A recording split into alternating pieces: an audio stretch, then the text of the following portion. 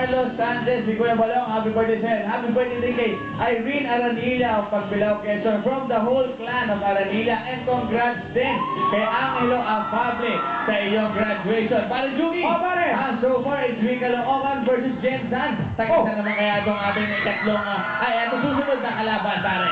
Etong last group natin ay galing naman sa mga Dan, Pangasinan, pare. Kaya eto, kilalanin na natin sila. Let's watch this!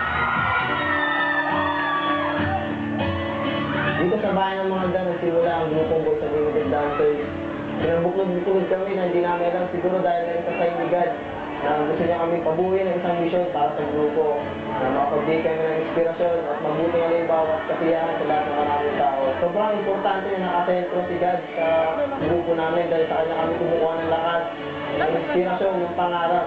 Kung nasali po kami at sa receiver, maraming kami pero katulong na rin po ng mga ibang tao na kahit nga hindi rin pakita na pang-receiver lang tayo. Yun po kami kumuha ng lakas ng loob. Napaka-importante sa amin ang pagsasayaw kasi ito na yung kumbaga vision namin.